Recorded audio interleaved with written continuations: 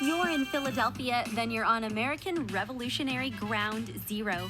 Independence Hall, the birthplace of the Declaration of Independence, is right in downtown Philly. Inside these hallowed walls are where America's founding fathers feverishly debated the tenets of the world's first constitutional democracy and plotted insurrection against the British Crown. My name is William Watson.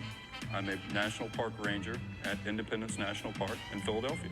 Now, when you come here to Independence Hall, you're going to see, most importantly, the birthplace of the United States. You're going to see the original building. You have the room where the Declaration of Independence is debated and signed, so it's the birth of the United States. You also have the room 12 years after that where the Constitution of the United States is debated and signed. On June 14, 1775, the Second Continental Congress, with representatives from all 13 original colonies, nominate George Washington as Commander-in-Chief of the Army and set on the road towards drafting the world's most famous, strongly worded letter. That's where the Second Continental Congress took place, and that's where they argued and voted in secret with the shutters closed for that Declaration of Independence. This is the assembly room where independence is debated and declared in 1775 and 76. It's where 12 years after that, the United States Constitution is debated between May and September of 1787.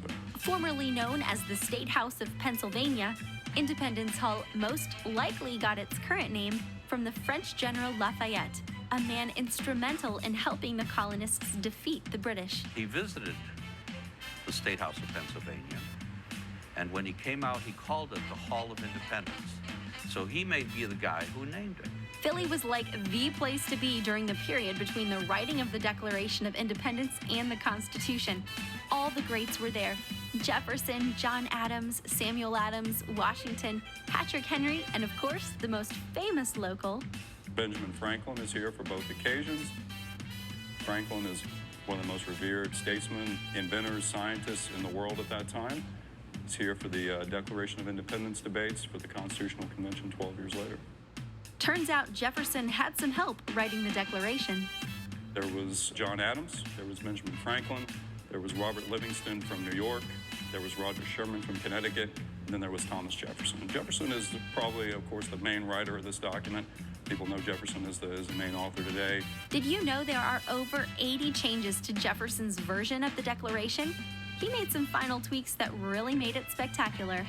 Jefferson was so despondent because they made so many changes in his document that he did what a lot of us do when we're depressed. He went shopping. The best shopping mall went down the middle of Market Street.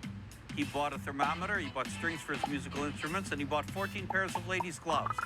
Must have been a presidential sale. He changed the original phrasing, pursuit of property to pursuit of happiness, which is a very wide opening statement. So he also said that governments are made by people. So if they're made by people, that means that they're ours. We have the ability to change them if we see that they're not working for us. It wasn't until July 8th, when all the bells in the city were ringing, that a crowd of 2,000 gathered behind the State House of Pennsylvania. And the sheriff came out to read the Declaration to the public, the first public reading of the Declaration. And they went wild. And they stormed through the city. Wherever they could find the image of King George III, they took it down and they burnt it. They had bonfires going all that night, fireworks going off, cannons shooting. It was a big event. You've heard the phrase, sign your John Hancock on the dotted line. That's because John Hancock's signature is the largest one of the Declaration. It's sort of a apocryphal story that he signed it to where that King George III could see it. We don't know if that's true or not. Possibly he signed it first, so he signed his name largest. And it's important to remember that the document wasn't signed all at the same time.